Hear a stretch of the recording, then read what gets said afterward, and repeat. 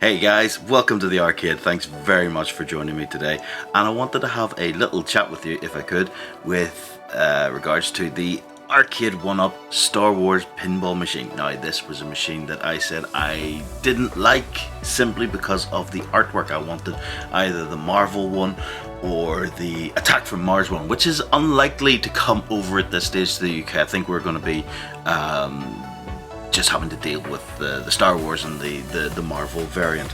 The pinball tables themselves, I think, are fantastic. They're a great little size, especially when you have limited space. The Atkins one would certainly be the one I would go for if I had all the space and all the money and everything like that. Getting it over to Northern Ireland was just too much of a hassle, so I sort of let that go. But yeah, for ages I was saying that the arcade 1-up one was great, would be just perfect for me, but I wanted the Marvel one. The Marvel one, it sold out very quickly on Quirky. They get it in, it goes out again. It does seem to be quite popular. The one on Game, well, it did come down in price, and then there was the whole drama with Game. They wouldn't deliver to Northern Ireland, so there we go again. Great fun. And then Smyths dropped the price again of the Star Wars one to $4.99. That's a really difficult one to pass up, and it was one that I was just not able to do.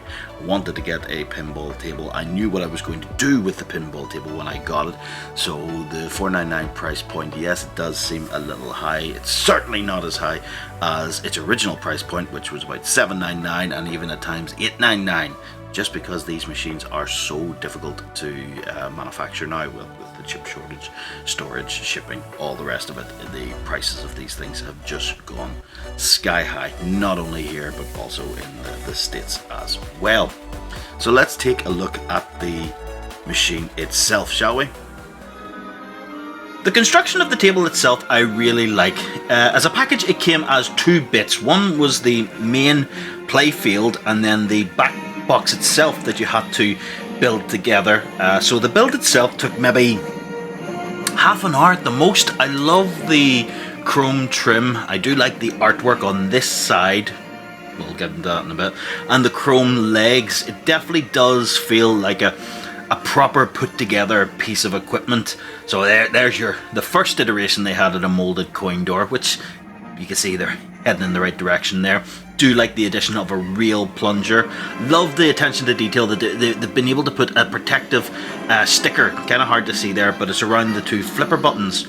So that just adds a little bit of protection to where you're going to be having your hands. This side of the cabinet I don't want to talk about because that artwork absolutely sucks. One thing to note is that there is a hiss that's coming from the speakers now. Hopefully you can hear that. It sounds as if the speaker volume itself is up full. It's the digital source that is being controlled by the volume control, which is maybe what is happening there, and it is quite annoying. The playfield itself is a 24-inch 720p monitor that is recessed into the main body of the pinball machine. Now it does give it a nice little bit of depth. Now I did mention it was running at 720 and not 1080, which a lot of people have pointed out is an issue. You can see when we zoom in there, you can see the jagged edges. However, you're playing up high, you're looking at the full playfield rather than just individual elements, so it's not really that noticeable. Something to note is the addition of the solenoids, which is a lovely little feature. As I click the button, you can hear the solenoids firing, which gives a nice little haptic feedback to your play. I also do like that they've included a real plunger. Now this might be slightly difficult to see, but if you look on the lights of the lightsaber here, when I move the camera, as I pull the plunger back, these lights are illuminating to show how far I'm pulling the plunger back. It's a nice little addition to allow you to hit your skill shots and things like that, add the power. Sorry, it's difficult to play the game with one hand while I'm trying to film, but I am really digging the whole package here when we're talking about the haptics, the gameplay and the visuals of the pinball. It's something that I didn't think I was going to enjoy as much as I have, and I'm glad I've sort of picked this up now. I really do like how the tables look, how they play, and just the overall experience I'm getting out of this table. It's really, really cool.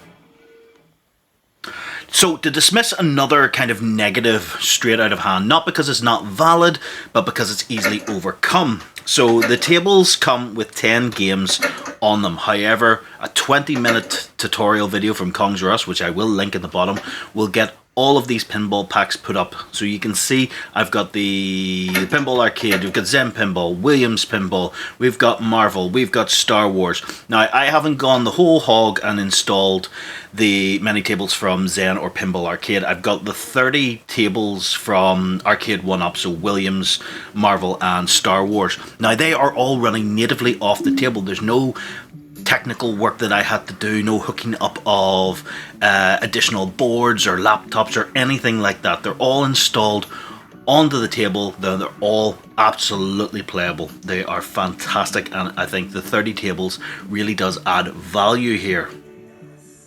So I'll put up some gameplay footage of just me messing around. Excuse the poor camera angles. I haven't really figured out how best to capture the pinball experience yet, but I will get around to that.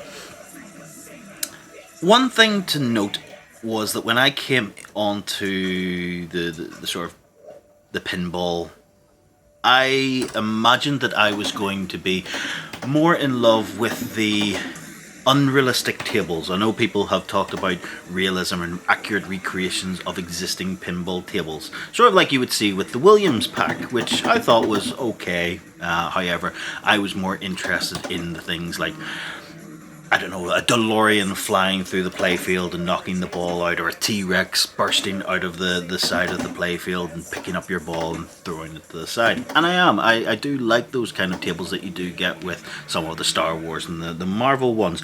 However, I've noticed that I do really like some of the experiences that I'm having with the Williams tables. In particular,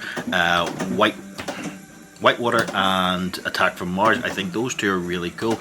I did try Medieval Madness. I know a lot of people talk about that. I had a few goes at that. I don't really see the appeal to it as yet, but I'm going to keep trying.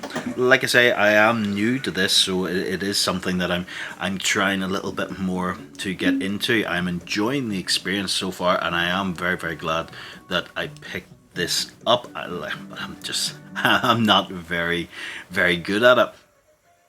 One thing to point out, and I think it's a bit of, it was a sign of the times, I guess you could give them that excuse, but I think it's lacking a bit of foresight from Arcade 1-Up's point. The cabinet is not Wi-Fi enabled, so any of the updates that they pushed out for these pinball tables, they had to be done manually, and it's a bit of a faff if you're not really sure what you're doing.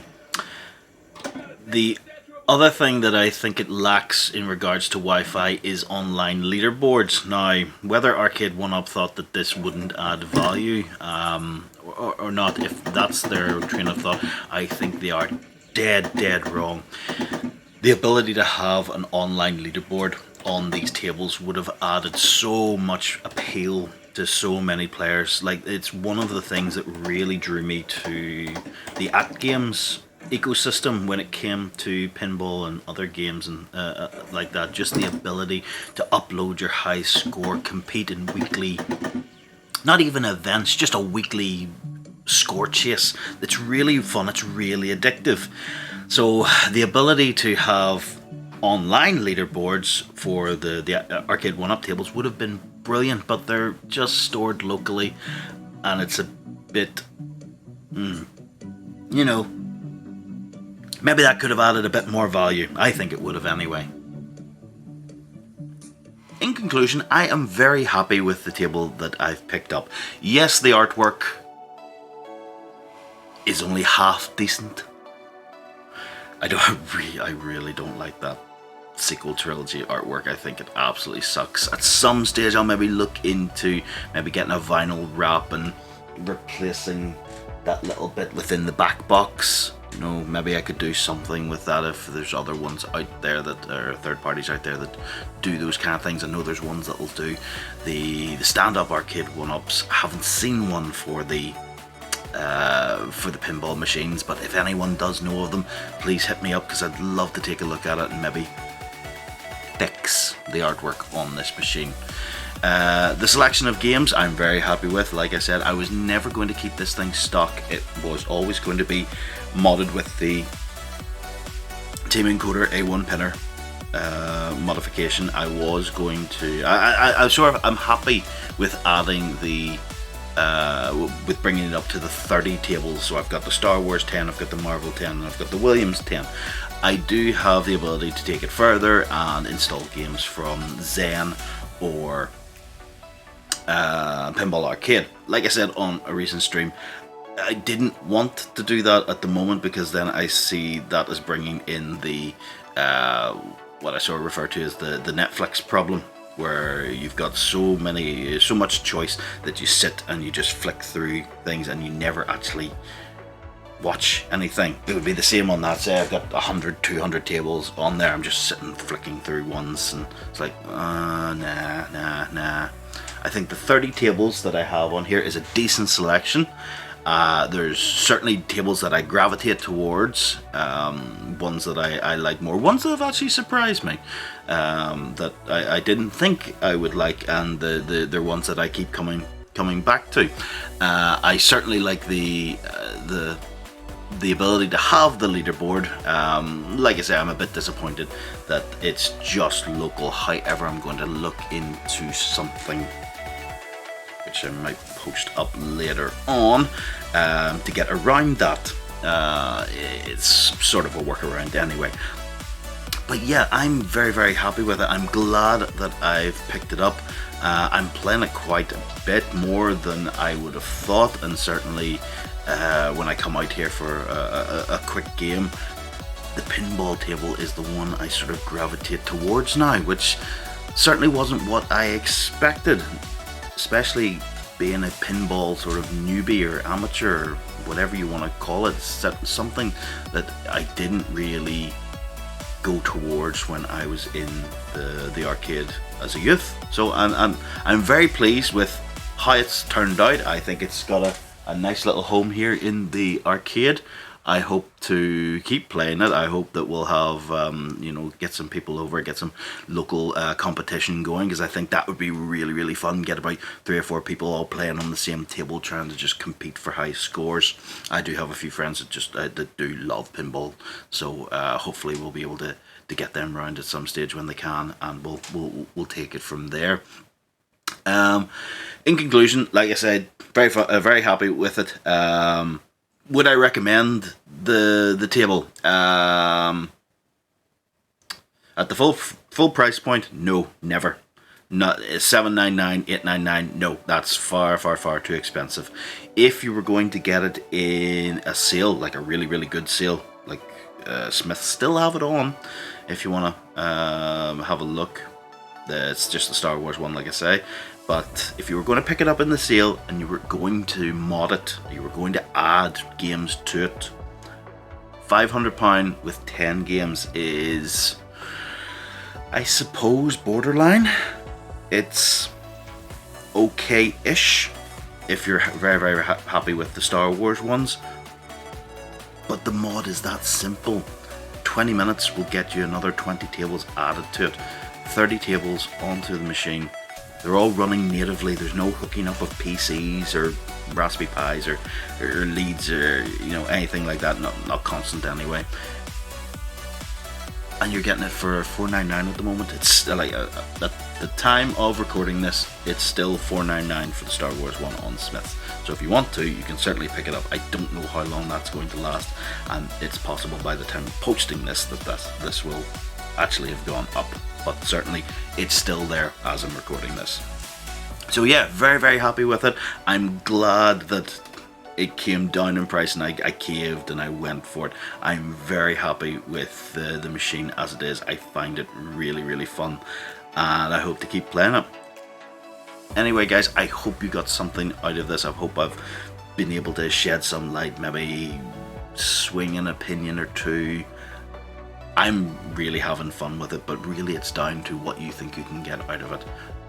Honestly, to keep it stock, I don't think it's worth it. If you're going to mod it, yes, I would certainly do it. I will post video links to Conjure Us because he does a fantastic video, like I say. It's pointless me going through it because the detail that he goes into it is much more than I could go through. But thank you very much for joining me, guys, and I will see you again very, very soon. Hope you all had a great new year. Take her easy out there, guys. Bye for now.